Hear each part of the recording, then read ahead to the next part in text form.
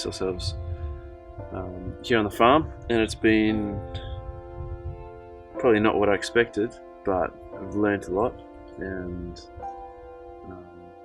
it's certainly been a break from rugby. I know that Dave and Em just have this massive desire for community development and for community involvement.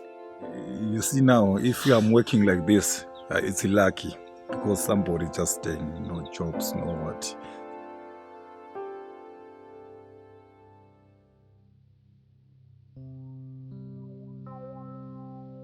I had a visit from the Lands Committee, wanting to see progress on the farm and inspect all the lands and find out what we were doing and fencing and all sorts. So I guess after the last visit we lost 60% of the farm, so ended up having to cut the staff in half, really.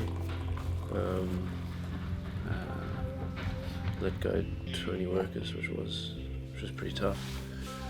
So I mean that's people's livelihoods. So I don't know, we'll wait and see. You take for granted living in Australia that things will follow a certain process, but that's not guaranteed here. So I think that, that's the thing that makes it difficult, is that you have an interaction like that and you just don't know what the outcome's going to be, and that's what makes it sort of anxiety inducing.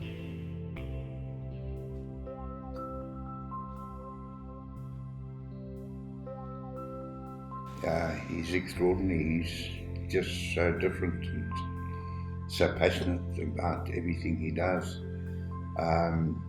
and very passionate about wildlife and community upliftment.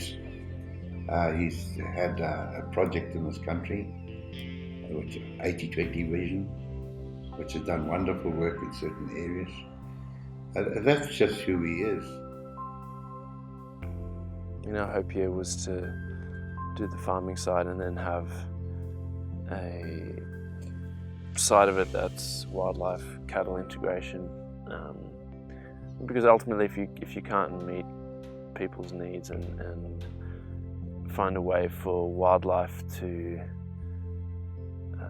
be competitive as a land use economically, on the marginal areas outside of national parks, it's going to be incredibly tough with growing populations and competition for resources. And there's people doing some great work in that area, and I think our hope it was here that we would be part of that. Our capacity is pretty limited by the political and economic circumstances here, and also by our finances. And it's just kind of endless. I mean, there's always something that's broken, and there's always someone who comes wanting a job. It's been interesting trying to get involved and wanting to do something based on models that we think are exciting and have been successful in places like Kenya, where you've got a private NGO and then sort of communal partnership, and it's ideally located for that. Privately owned farm, a lot of communal areas on the one boundary, and then the other boundary is with a big government-owned grazing property. So that was a big driving factor behind it. So David, you want to help, like a school now. You got a school, Mzingwane school down there. So you got grade 1 up to grade 4. So David, you want to chip in to make grade 5, 6, 7, maybe, because if the farm got money, you see, it's easy to go to help. But if you fail to get money, it's a problem. We've got a school just across the river that goes to grade 3. They've got grade 1 and 2, and then I think one class of grade 3s they can't afford anything else. So a lot of kids walk, I don't know, it'd be like 10, 12 k's to school, to another school that has up to grade 7. And then high school you've got to go, who knows how far. I just counted all the money with funnel this morning. And the tomatoes. Is there enough for wages? No. Still not. It's close, but not quite. I think it's been probably quite different to what he imagined, and harder. And I have been a bit concerned about that, but you know, we learn and we grow from challenges, and I'm sure Dave is learning and growing. Yeah, we've set it aside for hopefully a community-owned sable breeding project. So antelope that probably hasn't been in this area for a long time, and so yeah, we're buying a herd and we're going to sort of hold it in trust and use the money generated from the sale of sable to hopefully fund some community development stuff, with the longer term view of releasing them into the areas down the long way down the track. David and me were together, we're just fighting together to just keep going. I don't feel like I'm doing this trying to be anyone's saviour.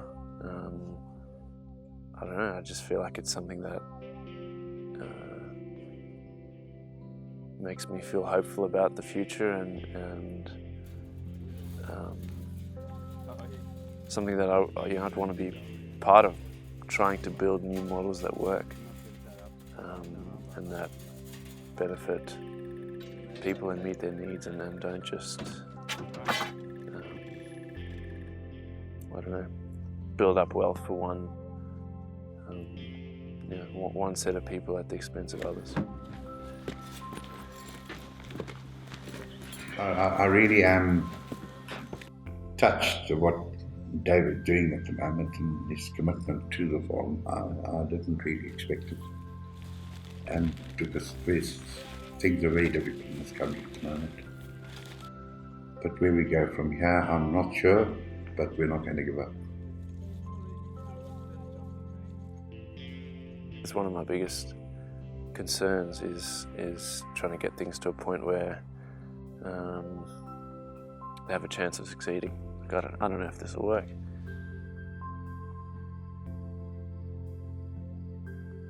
That's life, you know. Things don't always work out the way we want them to, and he'd probably be disappointed, but you know, that's just life. I mean, our staff are incredible, and yeah, you sort of have this sense of this looming date and all the work that still needs to be done, but we're not going to actually be able to get it all done. It's been really challenging.